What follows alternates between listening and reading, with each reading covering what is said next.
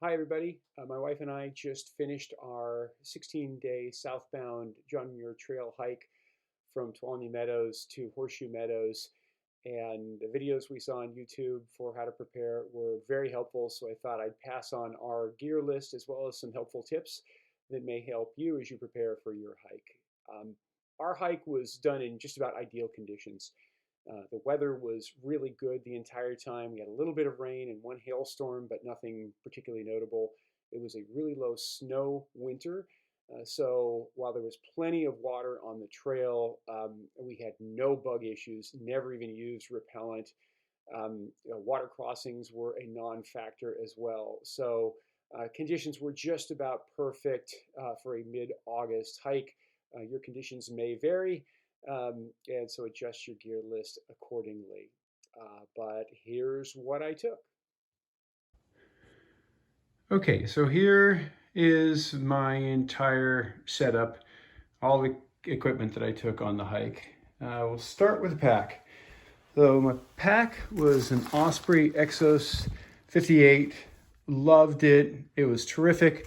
I stripped it down, took off the brain because that's completely unnecessary. There's a bunch of other straps that you can take off too. There's some straps on the side. There's some little loops that were for like an ice axe and some other things. A little strap on the bottom that you can take off to save a little bit of weight. But I really like this pack. It had this great sort of cooling system to keep air circulating around your back, and I found it to be really, really comfortable. The one thing that it didn't have was much in terms of belt pockets. In fact, it had none.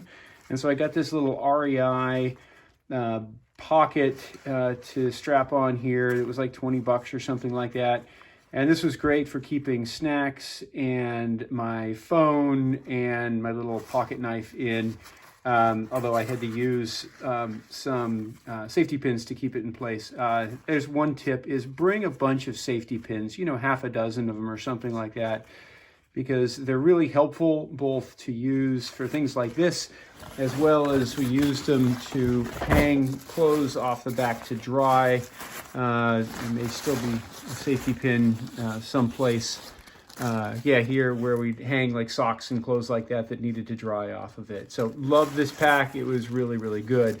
As a liner, I used this Nylofume bag that was awesome. It's like weighs nothing. They're like $4 or something like that on Amazon. Super tough, really, really strong. Just crammed it inside, and then crammed everything that I needed to inside of there, and really like this. Again, kind of weighed absolutely nothing. Another tip about this, the thing that I absolutely adored was this little doodad that I got on Amazon. It allowed me to use these smart water bottles and hook them up to the pack, and then immediately unclip them and clip them back on. Really super easy. Loved having the water that was just sort of hanging right there. A lot of other people with packs have like bags that hold these bottles on, and it just kind of seems like an extra hassle. These little things weighed nothing, and they were like $6 for 3 of them or something like that on Amazon. With respect to smart water bottles, I brought 2 of them. You really probably only need one because there's water all over the place on the trail. But I brought a second one as a backup because it's kind of nice to have in camp to have a couple of bottles around and filter once in the evenings and have plenty of water available. Another tip with respect to these is replace the lids that come with them. The lids that come with these smart water bottles have a little flip top cap, and they just break off in no time at all. And then you just have basically a hose and it'll spray around all over. So I took those off and then just found a bottle of water someplace that had this kind of a pop cap. So it's got a positive seal on it, and that'll make your life a lot easier. My boots that I used were these Salomons. Absolutely adored them as well. I had some trouble getting the right kinds of shoes to fit my feet. I don't know what's wrong with my feet, but I couldn't fit the Ultras. I tried Merrells. I tried some Keens. I couldn't get them to fit. And these were absolutely terrific for me. Really liked them. Loved the fact that They have this one little pull strap, so it's really super quick to pull them on. They drain really well. They were, really lightweight. Liked them quite a bit. Kind of wore through most of the sole on the hike, but 200 plus miles is, I think, about what you can expect out of them. One little tip on these, in case you don't know, you have them and you don't know, there's actually a little pocket that's right here to hide this little pull tab in, so you can tuck that inside there and not have it banging around your feet. I also got these Salomon Gaiters, which I thought were okay. I don't know if I needed them or not. I don't think they're as good as some of the other Gaiters, the Dirty Girls and stuff that are out there, because these kind of wrap around rather than really kind of cup on your ankle. So they didn't have as positive of a sort of seal as my wife's did. But the problem is I couldn't get those other ones to fit on these shoes, because you have to kind of put a little sticky pad on the back of them to put a Velcro patch on, and I couldn't get that to work. So, I think they were okay, but I'm not really sure whether you need gaiters or not. Dust gets in through the mesh of the shoes, and your feet get pretty messy anyway. So, I'm kind of ambivalent about the gaiters. Moving up to hiking poles, I used these REI Traverses, and they were fine. I got metal ones. I was willing to carry a little bit extra weight than the lighter weight ones, but for the extra strength, I was perfectly happy with those. I had no problem at all. One tip on these, a couple tips on the poles, is a lot of people use these incorrectly. I'd see a whole bunch of people on the trail that would hold their poles like this, and the strap really is not doing anything. And that's not how you use the poles. What you do with the poles is you put your hand through and then over the top like this. And so your wrist isn't, and your fingers aren't really holding the pole up. It's the strap that's doing it. So while you're pushing on yourself up over a rock or something like that, it's really your wrist that's doing it and not your fingers. It's just extra work if your fingers are pushing all day long rather than your wrist. So use the poles the way they're supposed to be, like this. Another tip on the poles is, remember, it's easy to change the length of them.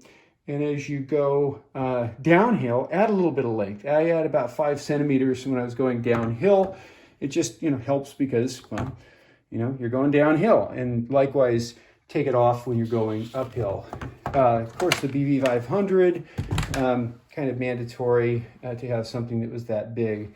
For a tent, I use this Big Agnes Copper Spur 3-person tent for my wife and me. Absolutely loved it. Super lightweight, plenty of room for us, held up really well. We had one really big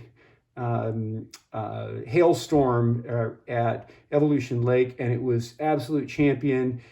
Can't say enough about this Big Agnes tent. Just loved it. One tip about this is, even though you see everything are in stuff sacks, don't take stuff sacks. You don't need them. We just cram the fly and the main part of it into our tent. Same thing with your sleeping bag. Just cram it into the bag. It's amazing how many people would have stuff sacks for everything, because all this stuff comes with stuff sacks, and you'd see people that might have, a dozen stuff sacks that just adds up to extra weight. You don't need it. For a sleeping pad, I had this NeoAir, Thermarest NeoAir. Liked it. It's a little bit narrow for me. So I probably would get a wider one next time around. It was a little bit loud too, but it did its job in terms of insulation and keeping me off the ground. So I can't really say any problem with it. I also got this really super thin pad, which I forget the name of it. I'll put this in the notes. But this is like a $20 pad, really lightweight, like 2 ounces or something like that. Nice to have in the bottom of the tent underneath you with a little more protection. Nice to have as a butt pad. And I could have pulled this over me if I needed a little more heat when I'm sleeping. I could have used it as a rain skirt if need be. I just really liked having it around, and again, added almost no weight at all. For my sleeping bag, I had a quilt for the first time. I used an Enlightened equipment 30-degree quilt that I actually borrowed from a friend. I liked the quilt idea a lot. I think 30 degrees was kind of marginal for our trip, even though we didn't have a whole lot of cold weather. There was a couple of nights that I got a little bit chilled. I just pulled on my puffy coat though, and so it was no big deal.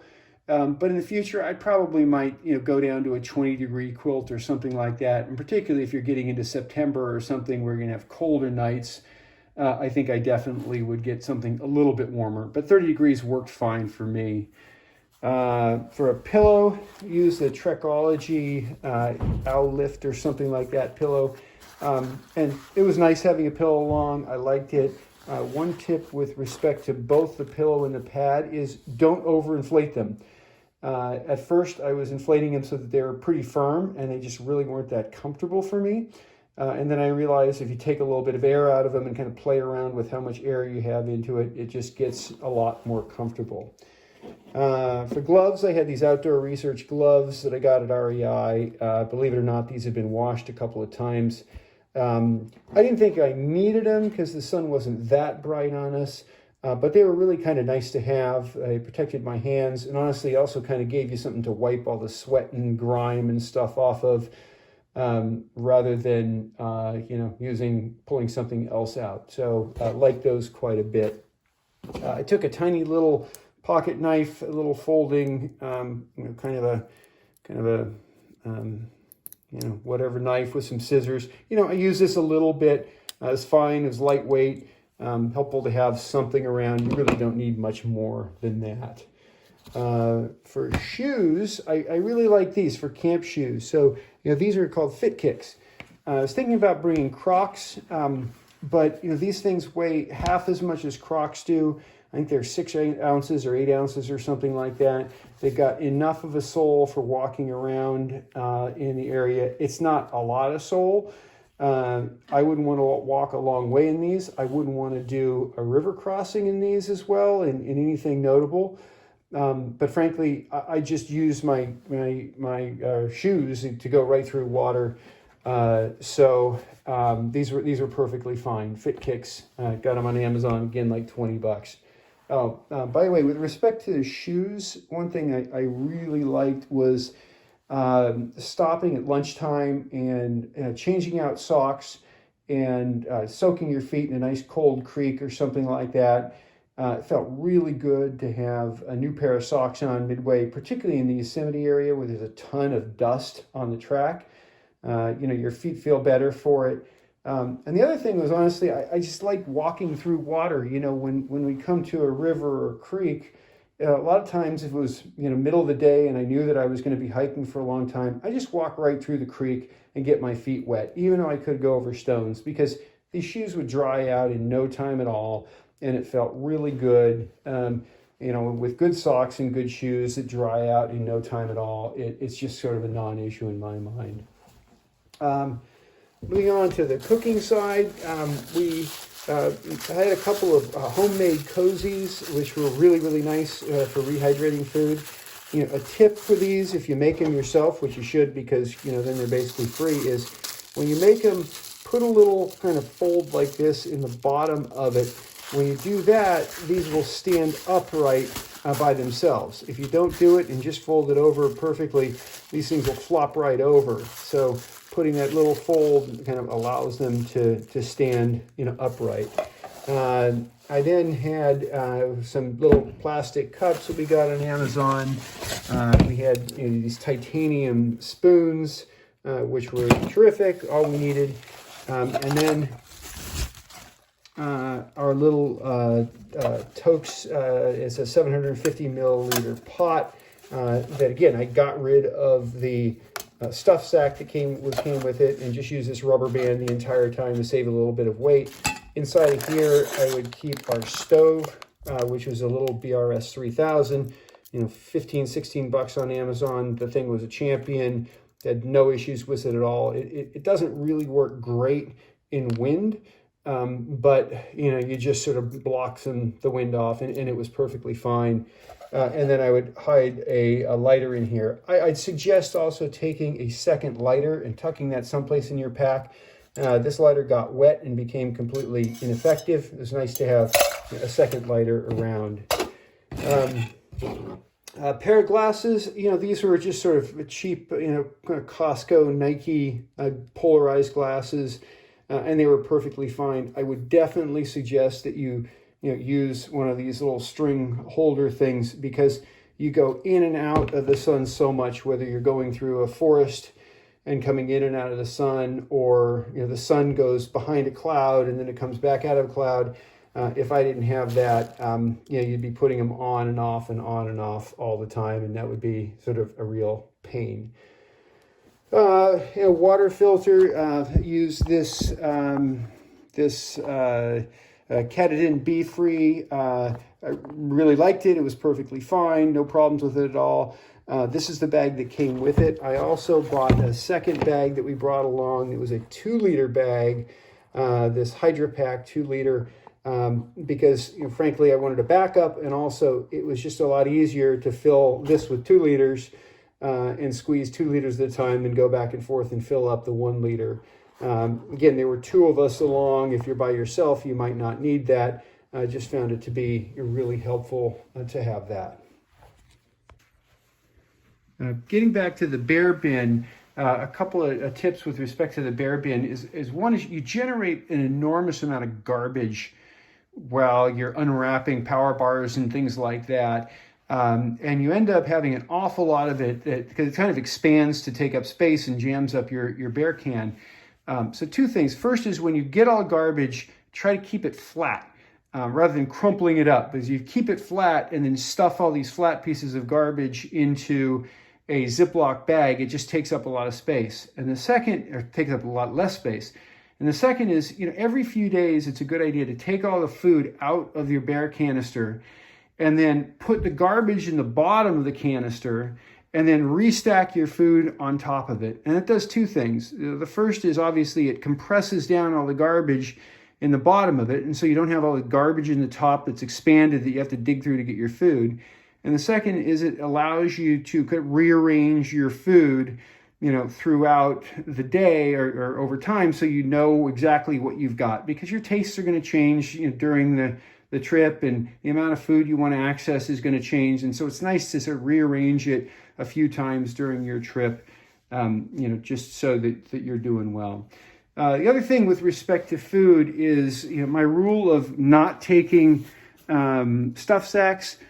Take 1 stuff sack. I accidentally actually took the stuff sack to this quilt, and it turned out to be great to have along for 2 reasons. The first reason is I found it really nice to take the day's food out in the morning while I was having my coffee, and I'd pull out lunch and snacks and dinner and keep it all in a bag that was readily accessible in the pack. So we just had to pull that out. We didn't have to open our bear canisters up when we sat down for lunch. It just was really easy to identify the 1 day's food. And the second is, after refueling it at MTR, you're going to have too much food to fit into your bear canister. It just doesn't fit in there. But you can hang food from a tree for several days out of MTR if you're heading south. And so I found it really nice to have a stuff sack to put all that food into so that I could then just hang it. And a couple of tips on top of that is, one is the first day out of MTR, you cross over the stream, the river 3 times, and there are bridges that are anywhere from about 3 miles to 5 miles out of MTR.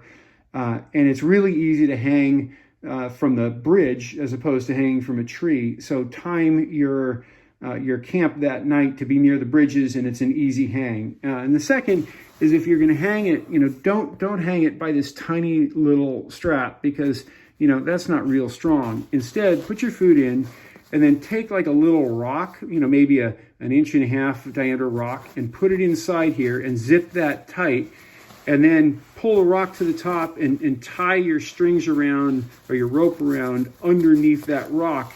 And that way you're hanging the bag kind of from the bag itself rather than this tiny little string. With respect to the rope I brought, I sent 50 feet of parachute cord to MTR and used that then to hang this bag for, I think, about 3 nights that we got out of MTR. sort of some hygiene things. So of course we had the, mandatory little shovel. This thing was just fine. I had a little towel that I brought along with me, which was, nice to have when bathing and stuff like that. And then I thank my wife for this. This was a bidet that we used. Taking toilet paper is gross. Unfortunately, there's toilet paper kind of all over the trail, and it's really annoying to pull into a campsite and find some toilet paper right where you want to set up your camp. This thing takes a little bit of getting used to, but it's awesome. You just fill it up with water, you put a couple of drops of Dr. what's it called in it, and shake it up and give it a spray, and there you go. We also had inside here a little bit of hand sanitizers as well. But use one of these things. I think it'd just be gross to have to carry around a whole bunch of toilet paper for the entire time that you're on the trail. And I can't say enough about using the bidet. Quickly on the electronic side, we had mandatory little charger, a 10 kVA or whatever it is, anchor pack, which was fine. Took the Garmin Mini, which was nice to have. It's really kind of an option because there's so many people around that have them in case of an emergency, but it was nice for people at home to be able to track where we were. Had this little headlamp that weighed nothing at all, rechargeable in case we needed it. Honestly, I used this like twice. It's really not necessary. I could have used the flashlight that was on my iPhone. So, maybe one for the two of us would have been fine. My wife used hers a lot when she'd go out at nighttime to go to the bathroom, but I could have done without it. We had this Suntactics solar charger. I put these little strings on it and would tie this to the back of the pack. It doesn't really charge that much when you're walking southbound during the daytime because you just don't get a whole lot of direct sun. But I'd use that to charge the pack a little bit. It's much more effective when we come into camp and could take it and face it directly at the sun. And then we directly charge up our cell phones and the Garmin. But it was nice to have. For clothes, hiking, I had 2 pairs of darn tough crew socks. Loved them. I'd wash one usually at lunchtime and just hang it off the back of the pack to dry off while I put on a new pair, but they were terrific. At nighttime or in camp, I'd switch into these REI Merino Wool socks that I got. I loved these, ultra soft and nice and toasty warm and cozy, and it just feels really nice to have something soft against your skin when you're in camp. Other camp stuff that I had, my base layer, I had this Mountain Hardwear Merino Wool base layer top. Loved it, wore it all the time, would pretty much switch directly into that once we got into camp and got warmed up. Really nice. I took some hot chili pepper, thermal long john base layer bottoms. Honestly, I wore these like twice. Really probably didn't need them. Again, we got kind of lucky with the weather, the temperatures. So I didn't mind having along, but I just didn't really wear them very much at all. What I did wear all the time and adored were these, which are dance pants. Very thin nylon. It's got elastic band. It's got elastic cuffs. I called these my combat pants because I thought dance pants sounded kind of wimpy, but these are on Amazon for like $15. I wore these all the time. I'd change into them when we got into camp. I wore them at nighttime if I was a little bit cold. I could have worn them in some of the rain showers that we got. These weigh nothing. They're cheap as can be. And I really, really like these dance pants, or say combat pants, as I can say. I had 2 pairs of ex officio boxer brief. They're kind of what everybody brings. Hiking, I wore just an old pair of gym shorts that I had. These are Under Armour gym shorts. I cut the liner out of them, and I was really comfortable just walking in shorts all day long. I didn't want to wear those zip-off pants because, frankly, I think that they only are they're really not good at anything. They're not great shorts, and I don't think they're great long pants, and I went with shorts and was comfortable as can be. For my hiking shirt, I wore this Columbia long sleeve shirt, really super light. It would, great sun protection. It would dry in no time at all when I rinsed it off. Absolutely loved it. Very, very happy with it. Could roll the sleeves off if I got a little bit warm. But I usually just had the long sleeves on. I also brought a short sleeve shirt as well, kind of a last minute addition. Didn't need it. I wore it like twice and probably just didn't need it at all. And so, I probably wouldn't bring that in the future. Rain gear, I only brought a top, and this is a Frogg Toggs rain top. It gets super lightweight, really cheap. I think I wore this twice for maybe 15 minutes each time. It served its purpose. It was just fine. Luckily, we didn't have a lot of rain. So, very, very happy with that. A big floppy brim hat, which again was just perfect, gave me plenty of sun protection.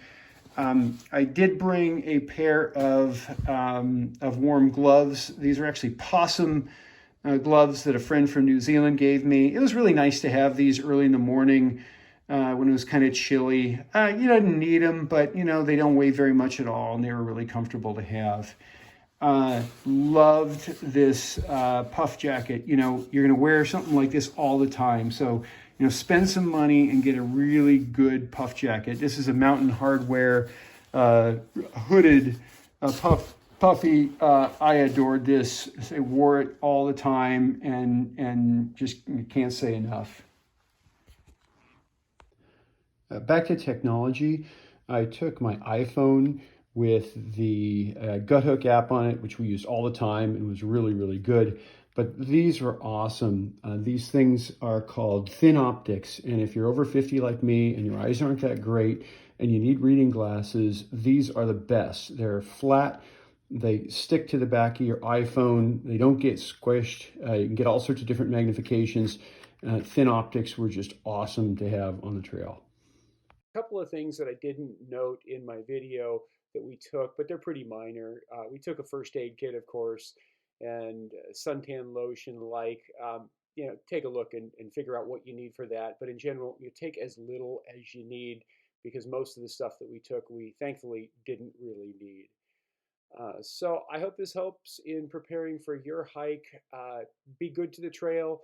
People say leave no trace. I think you should go even further than that and remove traces as well. You're going to find garbage and toilet paper that's been uncovered. Just make the trail better than the way that you left it. And I think that will be a legacy that you can add to this wonderful adventure you're about to take.